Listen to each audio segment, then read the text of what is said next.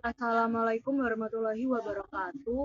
Pada video kali ini kami dari kelompok 9 akan mempresentasikan materi AL2 bab 14 yaitu Foreign Currency Financial Statement. Sebelumnya, perkenalkan anggota kelompok kami. Di sini ada Abigail Elvira Kristianti dengan NPM akhir 110, lalu ada Ayunda Mentari NPM akhir 168, kemudian ada Melisa Tiffany NPM akhir 174, lalu ada Hanum Zatsa dengan NPM akhir 195, dan terakhir ada Faiza Mahdia Fitin dengan NPM akhir 193. Yang pertama, Objective of Translation and the Functional Current Concept. Laporan keuangan mata uang asing. Jika anak perusahaan asing tidak mencatat dalam mata uang induk laporan keuangannya, maka laporan keuangannya itu harus diterjemahkan atau diukur ulang ke mata uang induk sebelum konsolidasi. Lalu ASC 830 mengatur konversi laporan anak perusahaan asing ke dolar Amerika Serikat. Lalu ada konsep mata uang fungsional, di mana mata uang fungsional yaitu adalah mata uang di lingkungan ekonomi tempat perusahaan beroperasi. Penentuan bersifat judgment manajemen mempertimbangkan aliran kas aset dan liabilities, penetapan harga jual, pasar penjualan utama, biaya lokal, pembiayaan lokal, serta transaksi antar perusahaan. Nah, untuk mata uang asing itu selain mata uang fungsional, mata uang lokal yaitu mata uang negara anak perusahaan, dan mata uang korporat itu mata uang induk, misalnya dolar Amerika Serikat. Berikutnya, application of the functional currency concept. Konteks laporan keuangan anak perusahaan asing itu harus sesuai dengan GAAP, di mana semua laporan anak perusahaan harus disesuaikan dulu dengan USGAP sebelum diterjemahkan ke dolar AS, Amerika Serikat. Nah, transaction itu berupa current rate method digunakan jika buku anak perusahaan dalam mata uang fungsional. Semua akun kecuali ekuitas diterjemahkan ke perusahaan ini dan perubahan kurs masuk ke ekuitas, ke OCI, dan bukan laba atau rugi. Lalu remeasurement temporal method digunakan jika buku anak perusahaan bukan dalam mata uang fungsional. Aset dan liabilitas moneter perusahaan ini, lalu aset dan liabilitas moneter itu kurs historis. Dampak perubahan kurs masuk ke laba rugi karena memberi kas perusahaan.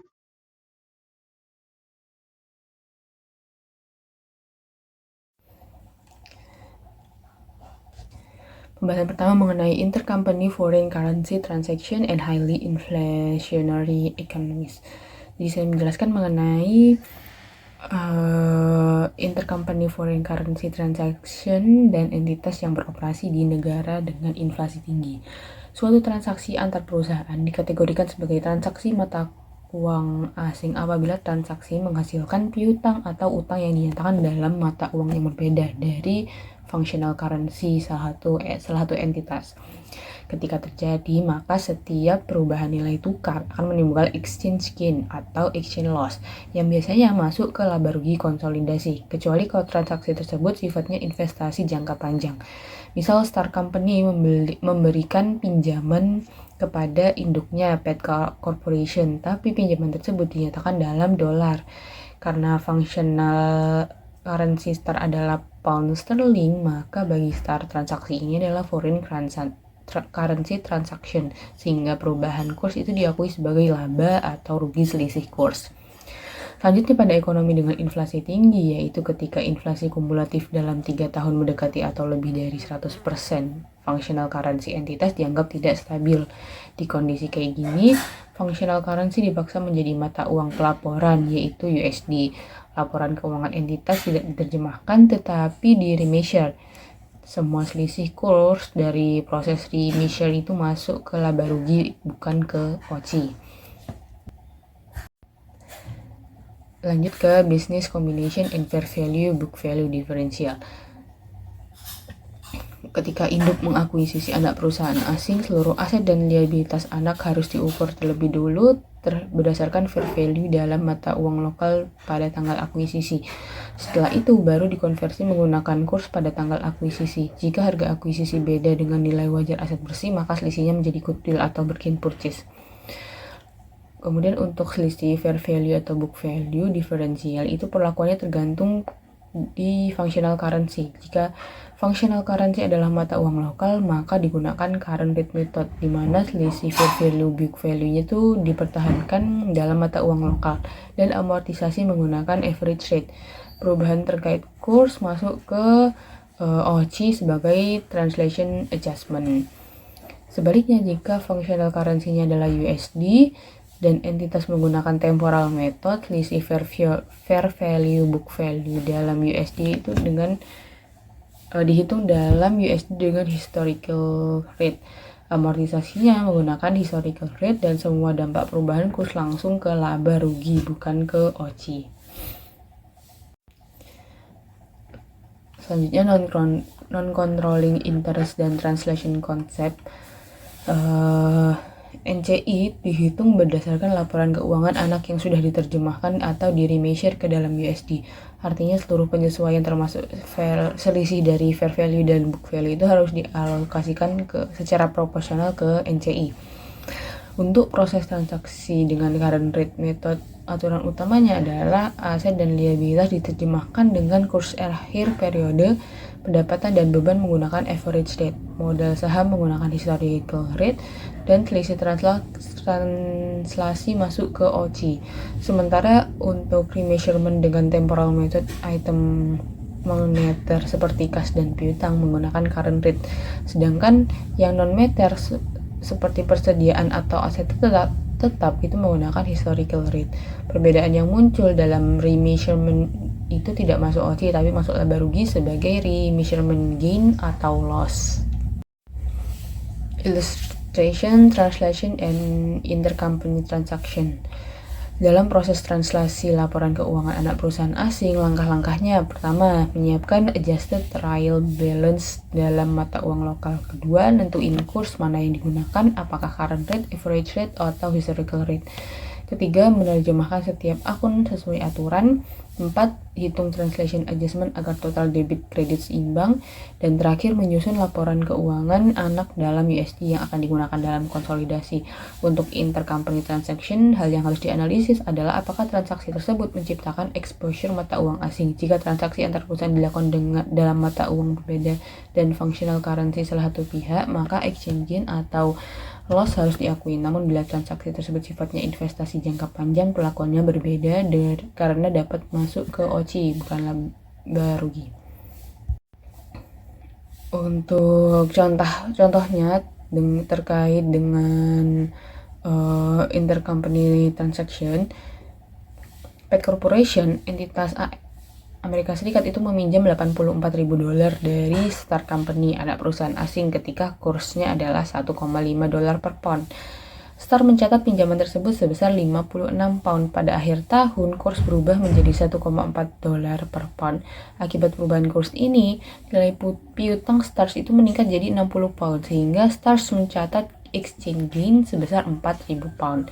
Selisih ini umumnya masuk dalam consolidated income, kecuali pinjaman tersebut bersifat investasi jangka panjang. Ini menunjukkan bagaimana perubahan kurs itu mempengaruhi laporan keuangan anak dan bagaimana hasilnya berdampak pada laporan keuangan konsolidasi.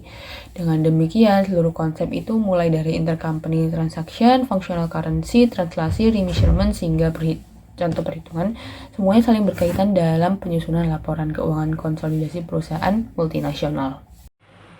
Yang selanjutnya yaitu equity method of accounting, atau dalam bahasa Indonesianya yaitu metode akuntansi ekuitas. Ini adalah contoh berikutnya di mana PAT mencatat investasi di Star pada nilai wajarnya yaitu $525.000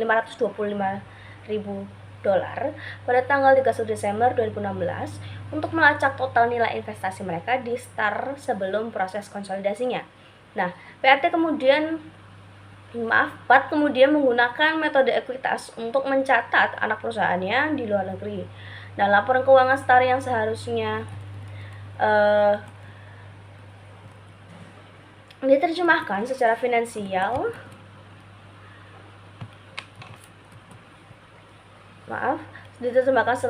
ini digunakan untuk PAT ketika menerapkan mode ekuitas.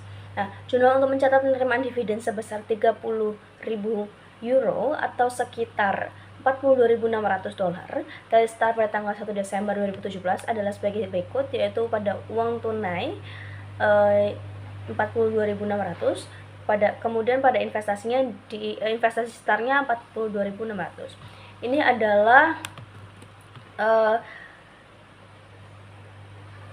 tabel atau bentuk dari laporan laba rugi dan saldo laba untuk tahun 31 Desember ada tahun berakhir 31 Desember 2017 dalam hitungan dolar.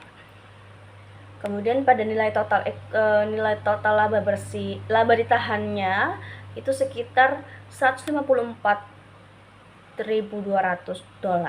dan pada total ekuitasnya itu sekitar $616.000.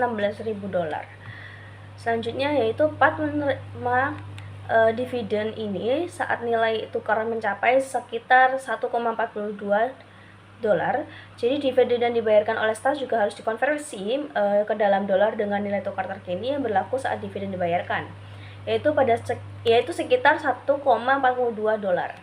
Nah, PAT mengakui ekuitasnya dalam pendapatan STAR dari tahun 2017 dalam entry yang juga mengakui pendapatan STAR yang tidak diakui. Kerugian translating yang diakui yaitu entry untuk tahun 2017 adalah investasi di STAR yaitu 93.200, pada pendapatan komprehensif lainnya yang penyesuaian ekuitas pada terjemahan yaitu 28.600. Kemudian pendapatan dari STAR-nya 121.800, di mana entry ini mengakui 100% laba bersih STAR pada tahun 2017 dalam dolar sebagai pendapatan investasi, dan juga mencangkup kerugian sekitar $28.600 dari penerjemah pada pembukuan PAT dalam pendapatan komprehensif lainnya. Nah, pendapatan dilaporkan ini sebesar $121.800 yang dikurangi kerugian $28.600 pada penerjemah yang sama dengan peningkatan investasi sebesar $93.200 dari operasi STAR. Selanjutnya yaitu illustration of amortization when excess of fair value over book value is allocated to identifiable asset and liabilities pattern amortization, atau dalam bahasa Indonesianya ilustrasi amortisasi ketika kelebihan nilai wajar atas nilai buku dialokasikan ke aset yang dapat diidentifikasi aset dan kewajiban, yaitu amortisasi paten. Nah, kita udah membahas tadi yang bagian PAT-nya. Ini kelanjutan dari PAT yang sebelumnya, yaitu di mana PAT itu membayar $525.000 untuk investasi di STAR kan. Nah, namun nilai buku STAR ini dan nilai wajar aset bersih itu tercatat yang diperoleh perolehnya sama dengan $375.000.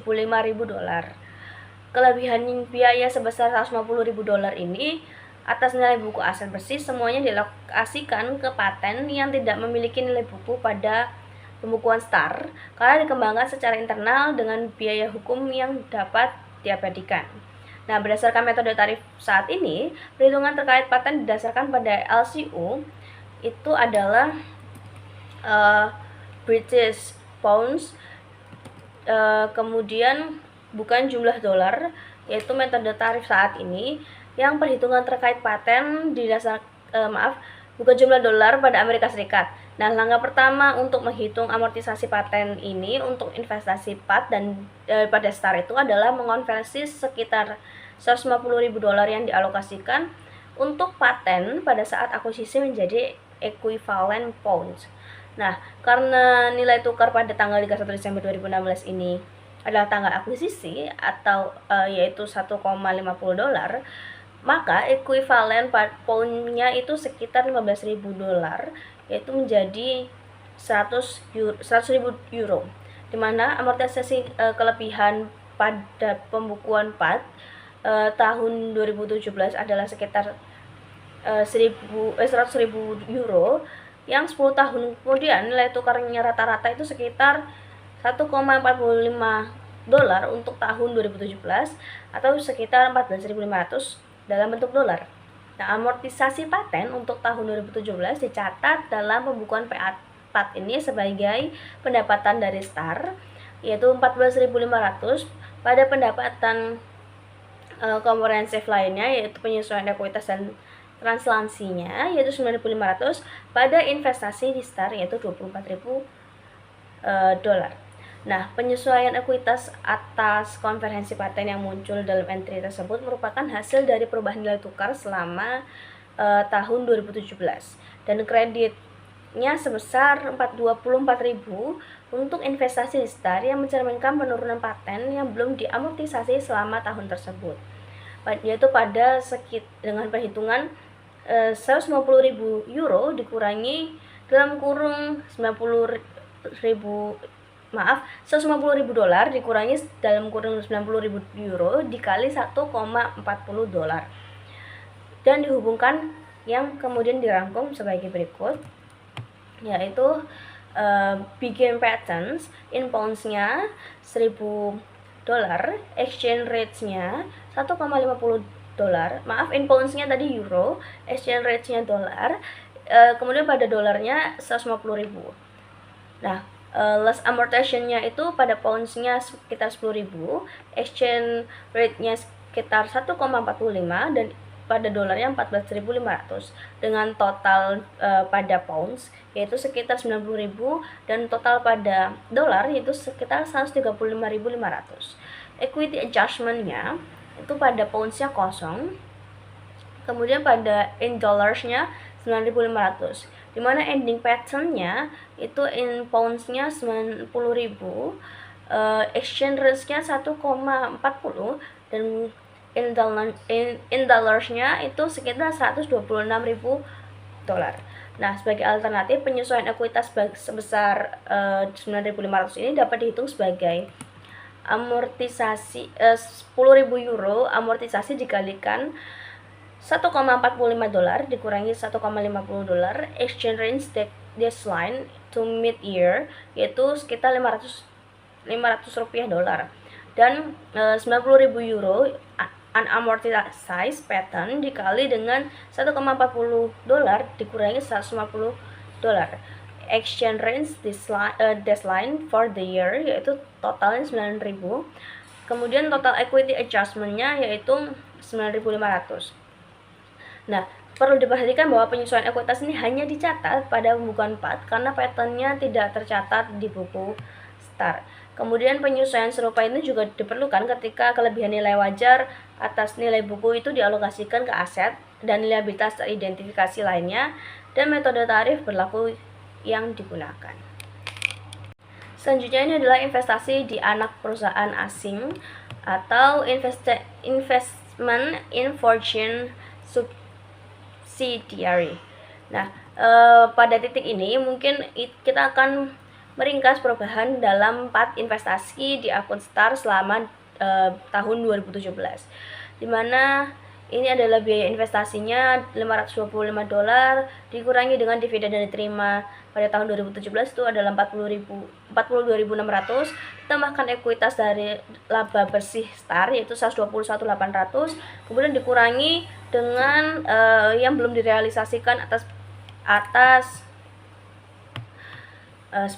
yang belum diamortisasikan atas translation-nya, yaitu sekitar 28.600, kemudian dikurangi juga amortisasi pattern-nya yaitu 14.500, dikurangi juga unrealized translation loss on pattern-nya 9.500, dan investasi akhir atau saldo akhir pada 31 Desember 2017 adalah 551.600 dolar. Selanjutnya, ini adalah konsolidasi atau consolidation. Pada lampiran yang akan saya tampilkan ini adalah berisi lampiran 14.1 ini adalah berisi lembar kerja konsolidasi laporan keuangan PAT Corporation dan Star Company untuk tahun yang berakhir pada 31 Desember 2017, di mana PAT melaporkan laba dari Star sebesar 107.300 dolar. Ini adalah bagian dari laba Star yang dilaporkan sekitar 121.800 dolar. Nah, dikurangi amortisasi paten yang belum tercatat sebesar 14.500, dan saldo akun investasi di STAR sebesar 551.600 sesuai dengan rekonsiliasi yang disajikan sebelumnya. PAT juga memiliki saldo penyusuan ekuitas sebesar 38.100 yang sama dengan penyusuan ekuitas STAR sebesar 28.600 yang dicatat oleh PAT ketika menerapkan metode ekuitas untuk mencatat investasi di STAR, yaitu juga termasuk dalam laporan keuangan STAR yang telah ditranslasikan. Nah, sisa penyusuan ekuitas sebesar 9.500 itu terkait dengan paten yang belum tercatat dan hanya dicatat oleh PAT. Ini adalah lampirannya. Nah, pada entry B yang menghilangkan saldo ekuitas dan investasi resiprokal pada jumlah awal periode dan memasukkan saldo paten awal periode. Nah, kemudian pada entry C-nya menyesuaikan akun investasi di STAR untuk kerugian penerjemah yang belum terrealisasikan dan menghilangkan kerugian penerjemah yang belum terrealisasikan untuk paten, dan menghilangkan juga akun ekuitas pemegang saham STAR yang sisa, di mana penyesuaian ekuitas dari akun penerjemah dan sebagai report. Kemudian pada entry kertas D-nya dalam lampiran ini memasukkan biaya amortisasi paten sekitar 10.000 euro dikali nilai tukar rata-rata yaitu 1,45 dolar dan mengurangi paten menjadi 126.000 dolar. Nah, jumlah ini belum diamortisasi pada akhir tahun yaitu 90.000 euro dikalikan dengan nilai tukar 1,40 dolar. Nah, entry kertas kerja final menghilangkan saldo resiprokal dari uang muka ke PAT dan uang muka ke STAR. Ini adalah lanjutan dari yang sebelumnya. Dengan metode nilai tukar yang berjalan, perubahan dalam akun akumulasi pendapatan komprehensif lainnya dari awal akhir hingga akhir tahun merupakan perubahan dalam jumlah dolar investasi dalam aset bersih perusahaan selama tahun tersebut akibat perubahan nilai tukar. Ini adalah makalah kerja konsolidasi perusahaan dan anak perusahaan PAT atau PAT, yang dimana translation function currency is found for the year itu berakhir pada 31 Desember 2017 dengan total pendapatan bersih yaitu pada PAT ada 235.600 dolar dan pada STAR yaitu 121.800 dolar. Dengan consolidation statementnya yaitu totalnya 235.600. Kemudian pada retained earning-nya pada PAT yaitu 381.100 dan pada STAR 154.200 dan consolidation statement-nya yaitu totalnya 381.100. Nah, saldo dalam akun pendapatan komprehensif lain yang terakumulasi yang menunjukkan jumlah yang dibutuhkan untuk menyeimbangkan lembar kerja anak perusahaan yang diterjemahkan adalah pendapatan komprehensif lain yang terakumulasi atau AUC awal yang ditambah perubahan dalam akun tersebut yang diakibatkan oleh perusahaan nilai tukar selama tahun tersebut.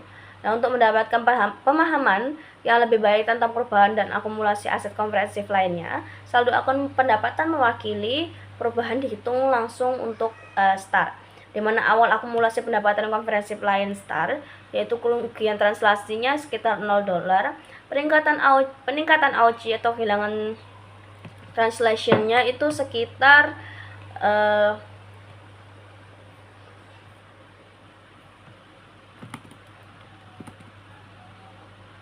sekitar 28.600 dan ending AUC atau translation loss-nya itu 28.600. Nah, dampak perubahan nilai tukar terhadap nilai buku aset bersih STAR ini ditunjukkan pada yang saya tampilkan ini.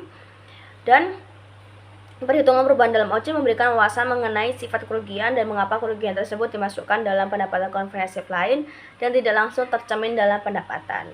Nah, kejadian terakhir ini bukanlah probabilitas langsung sehingga keuntungan atau kerugian atas transaksi tidak dimasukkan dalam laba berjalan, tapi tercermin langsung di bagian ekuitas pemegang saham dan dalam laporan laba rugi komprehensifnya. Selanjutnya akan dijelaskan oleh rekan saya. Baik, yang selanjutnya yaitu mengenai ilustrasi dari pengukuran ulang. Jadi ketika mata uang fungsional entitas asing adalah dolar Amerika Serikat, akun-akun entitas asing tersebut diukur ulang ke dalam mata uang fungsional dolar Amerika Serikat dan keuntungan atau kerugian selisih kurs bersih yang timbul dari pengukuran ulang tersebut diakui dalam laba rugi berjalan. Lalu tujuan pengukuran ulang ini adalah untuk menghasilkan hasil yang sama seolah-olah pembukaan tersebut dicatat dalam dolar Amerika Serikat. Nah, agar dapat membandingkan prosedur pengukuran ulang, yaitu metode temporal dan penerjemahan atau metode kurs berjalan, prosedur pengukuran ulang diterapkan pada contoh PAT STAR dengan asumsi bahwa mata uang fungsional STAR adalah dolar Amerika Serikat dan pembukuannya disimpan dalam pound sterling Inggris. Nah, contohnya adalah aset liabilitas dan ekuitas pemegang saham STAR pada saat akuisisi pada tanggal 31 Desember 2016. Semuanya diukur ulang menggunakan nilai tukar sebesar 1,5 dolar yang berlaku pada tanggal tersebut. Pengukuran ulang pada saat akuisisi sama persis dengan translasi pada saat akuisisi. Biaya investasi PAT sebesar 525.000 dolar atas aset bersih STAR yang sebesar 375.000 dolar menghasilkan alokasi sebesar 150.000 dolar untuk paten tersebut. Tidak seperti translasi dalam prosedur pengukuran ulang, nilai paten tidak disesuaikan dengan perubahan nilai tukar selanjutnya. Akibatnya, amortisasi paten tahunan selama periode 10 tahun adalah 15.000 dolar. Lalu uang muka sebesar 56.000 pound sterling atau sebesar 84.000 dolar kepada PAT bukanlah transaksi mata uang asing baik PAT maupun STAR karena uang muka tersebut berdenominasi dolar dan mata uang fungsional PAT maupun STAR adalah dolar Amerika Serikat. Akibatnya, STAR tidak menyesuaikan uang muka kepada PAT untuk mencerminkan nilai ekuivalen sebesar 60.000 pound sterling dan tidak melaporkan keuntungan selisih kurs sebesar 4.000 pound sterling. Sebaliknya, uang muka sebesar 56.000 pound sterling kepada PAT diukur kembali dengan nilai resiprokal sebesar 84.000 dolar dalam pembukaan PAT. Lalu adapun berikut contoh lampiran lembar kerja pengukuran ulang untuk perusahaan STAR untuk tahun 2017 kecuali untuk uang muka kepada PAT dan keuntungan selisih kurs sebesar 4.000 pound sterling yang dihasilkan berdasarkan berikut lembar kerja pengukuran ulang STAR Company untuk tahun 2017 dengan mata uang fungsional dolar Amerika Serikat. Untuk debit yaitu ada uang tunai atau kas sebesar 110.000, untuk piutang usaha sebesar 80.000, untuk persediaan atau menggunakan metode FIFO sebesar 120.000, aset pabrik 100.000, dan untuk kredit, yaitu akumulasi penyusutan sebesar 30.000 pound sterling, akumulasi penyusutan, ada akun hutang, obligasi, modal saham, dan laba ditahan. Nah, untuk kurs ini ada simbol-simbol C, H, R, dan A, yaitu A untuk nilai tukar rata-rata, C nilai tukar saat ini, H nilai tukar historis atau lampau, untuk R kebalikan dari jumlah dolar Amerika Serikat. Nah, keuntungan translasi mungkin perlu dilaporkan berdasarkan GAAP Inggris kepada pemerintah Inggris, namun tidak ada keuntungan atau kerugian dilaporkan berdasarkan US GAAP dan tarif resiprokal digunakan. Lalu, harga pokok penjualan dan pengukuran ulang persediaan yang ditunjukkan dalam lembar kerja mengasumsikan prosedur masuk pertama, keluar pertama atau menggunakan FIFO, dan perolehan item persediaan akhir pada tanggal 1 Desember 2017 ketika nilai tukar adalah 1,42 dolar. Nilai tukar historis digunakan dalam perhitungan sebagai berikut. Untuk inventaris 31 Desember 2016 sebesar 120.000 pound sterling dengan kurs 1,5 dolar, jadinya sebesar 180.000 dolar. Untuk pembelian 2017 yaitu sebesar 270.000 pound sterling dengan kurs 1,45 dolar, jadi sebesar 391.500 dolar. Lalu biaya barang tersedia untuk dijual berjumlah 390.000 dolar pound sterling. Untuk dalam bentuk dolar sebesar $571.500. Lalu untuk inventaris 31 Desember 2017 sebesar 120.000 pound sterling dengan kurs 1,42 dolar. Untuk berbentuk dolarnya $170.400. Untuk biaya penjualannya sebesar 270.000 pound sterling dan sebesar $401.100. Seluruh aset pabrik Star dimiliki oleh Star ketika menjadi anak perusahaan PAT. Oleh karena itu, aset pabrik tersebut beserta beban penyusutan dan akumulasi penyusutannya diukur kembali dengan nilai tukar $1,5 yang berlaku pada tanggal 31 Desember 2016. Jika Star mengakuisisi aset pabrik tambahan selama tahun 2017, penambahan dan penyusutan terkait akan diukur kembali dengan nilai tukar yang berlaku pada saat aset tambahan tersebut diakuisisi. Baik, yang selanjutnya ada metode ekuitas dan konsolidasi. Jadi ini tuh mirip dengan contoh translasi, yaitu PAT melacak nilai akun investasi menggunakan metode ekuitas sebelum konsolidasi laporan pengukuran ulang. Semua keuntungan dan kerugian pengukuran ulang diakui dalam laba rugi berjalan. Adapun jurnal dalam pembukuan PAT untuk mencatat investasinya di Star adalah sebagai berikut. Investasi di Star sebesar 525.000, pada kas sebesar 525.000 untuk mencatat akuisisi pada tanggal 31 Desember 2016. Lalu, uang tunai atau kas pada investasi di Star sebesar 42.600 untuk mencatat dividen yang diterima pada tanggal 1 Desember 2017. Lalu, investasi di Star pada pendapatan dari Star sebesar 87.600 untuk mencatat pendapatan investasi tahun 2017 sama dengan Star. Laba bersih sebesar 102.600 dikurangi amortisasi paten sebesar 15.000.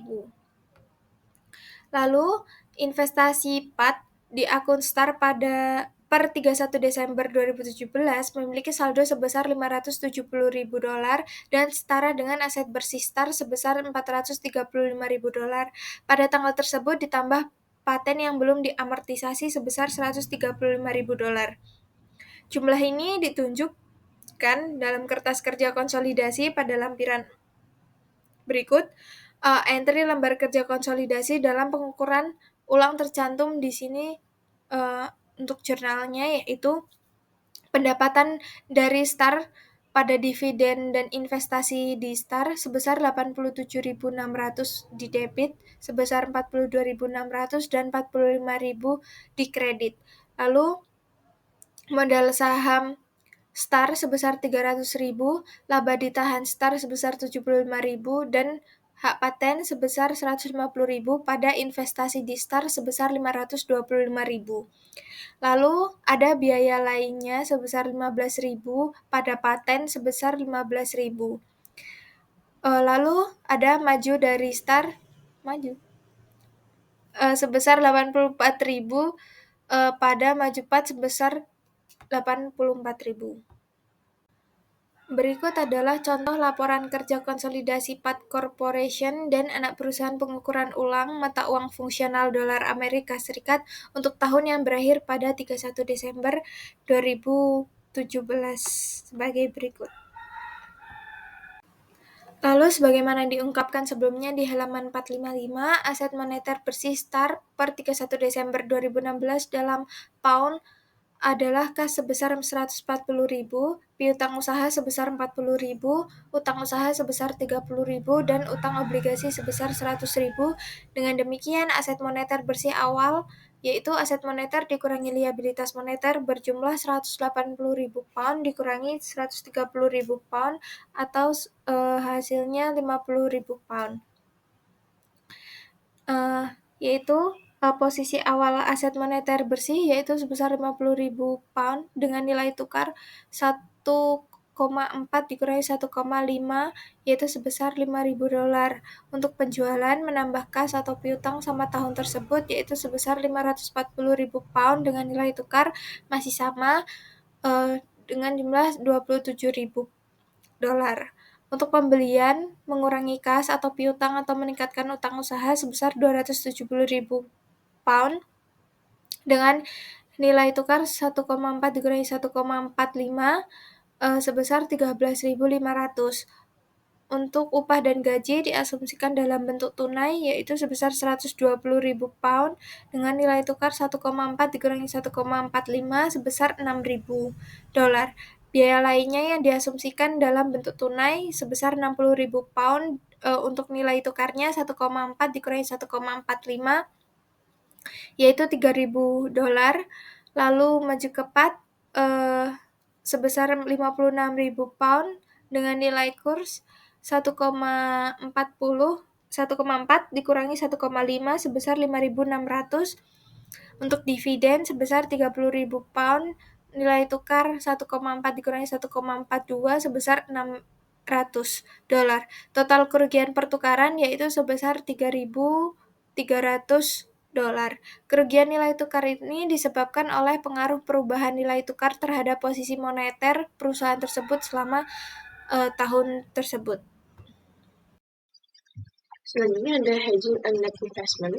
Jadi perusahaan-perusahaan ES yang memiliki investasi atau perusahaan yang diinvestasikan di luar negeri dapat membuat kontrak valuta berjangka atau forward exchange contract atau melakukan transaksi valuta asing lainnya untuk mengimbangi dampak fluktuasi nilai tukar terhadap investasi bersih mereka di perusahaan luar negeri tersebut. Keuntungan dan kerugian yang timbul dari transaksi valuta asing ditetapkan dan efektif sebagai lindung nilai ekonomi atau economic hedge atas investasi bersih di anak perusahaan luar negeri dicatat sebagai penyesuaian translasi atau translation adjustment dalam ekuitas pemegang saham. Klasifikasi sebagai translation adjustment berarti bahwa keuntungan dan kerugian dari transaksi tersebut dimasukkan ke dalam pendapatan komprehensif atau comprehensive income sesuai dengan ASC 815 dan tidak dimasukkan dalam perhitungan laba bersih net income. Jadi perlakuan ini diperlukan karena proses transaksi laporan keuangan anak perusahaan luar negeri yang menggunakan mata uang fungsional selain dolar ES juga menghasilkan translation adjustment yang dilaporkan dalam pendapatan komprehensif, bukan sebagai pengurang atau penambah laba bersih. Jadi penyesuaian dari lindung nilai hedging atas investasi bersih di entitas luar negeri akan menyeimbangkan penyesuaian yang timbul dari proses translasi laporan keuangan investasi luar negeri ke dalam dolar ES. Jadi tujuan hedging sendiri itu merupakan untuk menetralkan atau mengimbangi efek perubahan kurs terhadap nilai investasi bersih induk di anak perusahaan. Sebagai contoh sebagai ini, jika nilai tukar mata uang asing naik, nilai investasi dalam dolar ES akan meningkat. Dengan meminjam dalam mata uang asing yang sama, kewajiban juga naik nilainya. Akibatnya, kenaikan nilai investasi ini diimbangi oleh kenaikan kewajiban, jadi tidak akan berdampak besar pada total ekuitas perusahaan. Untuk perlakuan akuntansinya sendiri, jika anak perusahaan mata uang fungsionalnya bukan USD, maka keuntungan dan kerugian dari transaksi hedging ini dicatat sebagai translation adjustment di bagian OCI atau Other Comprehensive Income dan ekuitas. Dan ini tidak mempengaruhi laba bersih atau net income karena transaksi laporan keuangan anak juga menimbulkan translation adjustment. Jadi hasil dari hedging tadi ini untuk mengimbangi dampak translasi dari laporan anak perusahaan luar negeri ke dalam USD. Kemudian jika anak perusahaan mata uang fungsionalnya adalah USD, maka tidak ada transaksi karena laporan ini sudah dalam bentuk USD. Hedging atau investasi seperti ini dianggap sebagai spekulatif, dan semua keuntungan atau kerugian dari hedging dan remeasurement langsung ini dimasukkan ke laba rugi atau net income statement. Dan tujuannya adalah agar hedging ini mengimbangi efek perubahan kurs yang diakui dalam laba rugi. Selanjutnya di sini ada comparative consolidated financial statement. Ini perbedaan yang terjadi ini muncul ketika setiap metode ini menggunakan kurs yang berbeda dan mempengaruhi di mana keuntungan dan kerugian selisih kurs dilaporkan. Di sini untuk Pat Corporation and British Subsidiary Consolidated Income and Return Earnings Statement for the year end Desember 31, 2017. Di sini ada akun penjualan. Untuk translasi dari current rate method ini sama dengan measurement temporal method. Diterjemahkan dengan kurs rata-rata. Kemudian untuk harga pokok penjualan untuk cost of sale-nya sendiri Ini lebih tinggi pada reimbursement karena memakai course histories untuk persediaan. Kemudian di sini ada gaji dan upah, wage and salaries, yang dimana keduanya memiliki nominal yang sama, yaitu sama di kedua metode. Kemudian selanjutnya ada beban lain-lain, itu juga sama. Kemudian untuk penyusutannya, ini sedikit lebih tinggi di reimbursement karena memakai course histories dengan jumlah 1,50 dolar atau 1,5 dolar. Kemudian di sini ada amortisasi paten atau patent amortization, yang dimana di sini berbeda karena course rata-rata dengan course histories. Kemudian di sini ada total biaya dan beban atau total cost and expense. Ini lebih besar di reimbursement sejumlah 1.782.100. Kemudian untuk di sini ada operating income-nya lebih rendah di reimbursement karena biayanya lebih tinggi. Kemudian di sini laba rugi selisih course. Translasi menunjukkan laba sementara reimbursement menunjukkan rugi course. Laba bersihnya yaitu lebih tinggi di translasi. Saldo awal dan dividennya sama, dan saldo laba akhirnya lebih tinggi di translasi karena labanya lebih besar. Kemudian di sini ada perbedaan dari derajanya consolidated balance sheet, yang dimana untuk kas sendiri sama karena memakai course ini, piutang usahanya juga memiliki nominal yang sama. Kemudian persediaannya ini sedikit lebih tinggi di reimbursement karena course historisnya 1,42 dolar. Kemudian untuk plan asetnya lebih tinggi di reimbursement karena menggunakan course historis jumlah 1,5 dolar. Untuk akumulasi penyusutannya lebih besar di reimbursement karena course historis. Kemudian patennya berbeda karena course yang digunakan. Untuk total asetnya sendiri lebih tinggi di reimbursement. Untuk utang usaha sama. Kemudian obligasi dan kewajiban memiliki nominal yang sama. Modal sahamnya juga sama karena course historis. Kemudian saldo labanya ini mengikuti laba bersih yang berbeda tadi. Kemudian OCI atau Other Comprehensive Income-nya hanya muncul pada transaksi, yaitu penyesuaian ekuitas dari course. Kemudian total ekuitasnya yaitu lebih tinggi pada reimbursement karena tidak ada rugi translasi di OCI. Dan total kewajiban dan ekuitasnya seimbang dengan total aset. Jadi di sini untuk perbedaan utama antara kedua metode ini, yang dimana yang pertama ada aspek mata uang fungsional anak, yang dimana translasi untuk metode transaksi atau current rate method ini mata uangnya lokal, yaitu menggunakan pound Inggris atau menggunakan selain dengan dolar AS. Kemudian untuk reimbursement ini menggunakan mata uang dolar AS. Untuk course yang digunakan yaitu translasi menggunakan course ini untuk seluruh aset dan kewajiban, sementara reimbursement atau temporal method ini menggunakan course ini untuk item moneter, course historis untuk item non-moneter. Kemudian dampak selisih course-nya dicatat di OCI untuk translasi atau current rate method, sementara untuk reimbursement langsung dicatat di laporan laba rugi tersebut.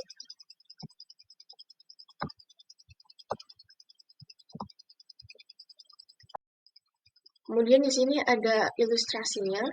Asumsikan bahwa PIN merupakan sebuah perusahaan ES yang memiliki investasi ekuitas 100% di perusahaan Inggris, yaitu BAN, yang diperoleh pada nilai buku yang sama dengan nilai wajar. Jadi mata uang fungsional BAN ini adalah pound sterling. Aset dan liabilitas investi saling melindungi nilai sehingga hanya aset bersih yang terpapar risiko fluktuasi nilai tukar. Untuk melindungi exposure mata uang asing, penyesuaian transaksi dari transaksi lindungi nilai ini harus bergerak ke arah berlawanan dengan penyesuaian transaksi dari aset bersih investi. Dengan demikian, PIN meminjam pound sterling untuk melindungi investasi ekuitasnya. Kerugian transaksi atas ekuitas ini akan sepenuhnya atau sebagian diimbangi oleh keuntungan transaksi atas pinjaman dan sebaliknya. Saldo rekening di investi PIN di BAN per 31 Desember 2016 adalah 1.280 dolar. 100% dari saldo BAN sebesar 800.000 euro dikalikan dengan nilai tukar akhir tahun sebesar 1,6 dolar. Jadi pada tanggal ini, PIN tidak memiliki saldo penyesuaian transaksi relatif terhadap investasinya di BAN. Untuk melindungi investasi bersihnya di BAN, PIN ini meminjam 800.000 euro selama 1 tahun dengan bunga 12% pada 1 Januari 2017 dengan suku bunga spot 1,6 dolar. Pinjaman ini berdenominasi pound dengan pokok dan bunga yang dibayarkan pada 1 Januari 2015. Dan berikut merupakan entry jurnal yang PIN mencatat pinjamannya. Untuk 1 Januari 2017, ada cash jumlah 1.280.000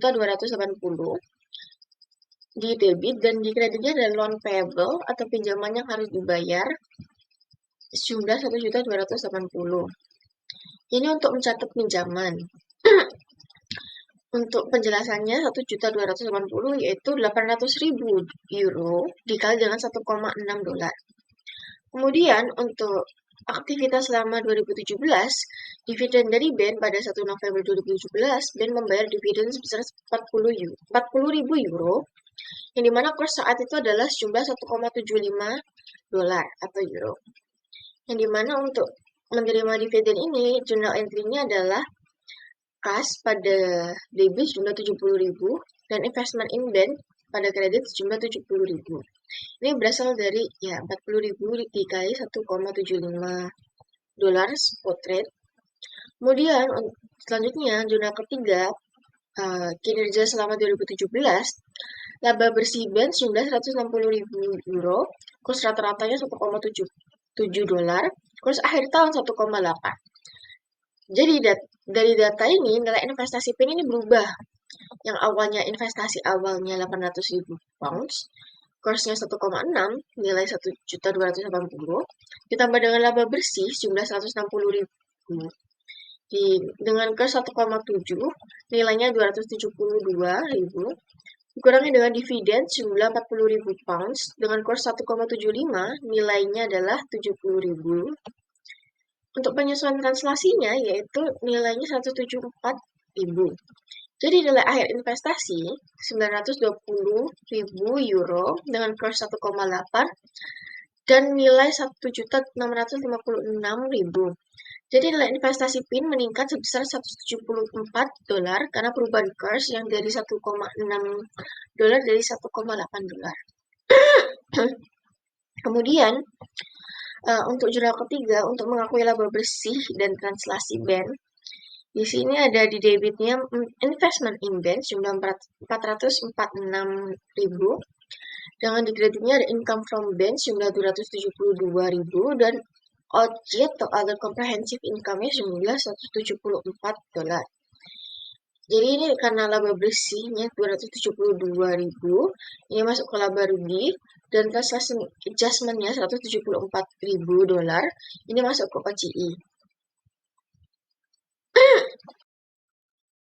Kemudian di sini ada jurnal keempat yang dimana di sini menyesuaikan pinjaman utang yang di hedge. Jadi karena kurs naik jadi dari 1,6 dolar menjadi 1,8, nilai utang dalam dolar ini meningkat. Jadi pada debitnya ada other comprehensive income sejumlah 160.000 dolar, dan pada kreditnya ada loan payable sejumlah 160.000 dolar.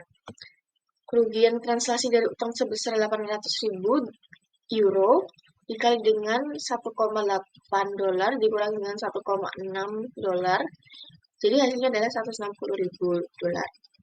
Kemudian untuk jurnal kelima, untuk mencatat bunga tahunan, untuk suku bunga pinjamannya ada 12%, yang dimana nilai pokoknya ada 800.000 euro, kurs rata-rata selama tahun adalah 1,7, kurs akhir 1,8. Untuk perhitungannya sendiri yaitu bunga dalam euro sebesar 800.000 dikali 12% sama dengan 96.000 euro. Nilai bunga rata-rata atau biaya bunganya adalah 96.000 dikali dengan 1,7, hasilnya 163.200 dolar. Untuk nilai bunga terutangnya ada akhir tahun 96.000 dikali dengan 1,8, hasilnya adalah 172.800 dolar. Untuk selisihnya 9.600, ini merupakan exchange loss atau kerugian kurs. Untuk jurnal untuk mencatat bunga dan kerugian kursnya sendiri adalah interest expense. Pada debit sejumlah 166.300, exchange loss-nya 9.600 tadi. Kemudian pada kreditnya ada interest payable yang menambah liabilitas jumlah 172.800, ini nilai bunga terutang pada akhir tahun. Kemudian di bawahnya untuk jurnal 7 untuk melunasi pinjaman dan bunga pada 1 Januari 2018 Di sini debitnya ada interest payable jumlah 172.800 mengurangi liabilitas. Pada debitnya lagi ada loan payable untuk mengurangi liabilitas jumlah 1.440.000 dolar. Dan di kreditnya ada cash yang mengurangi aset jumlah 1.612.800.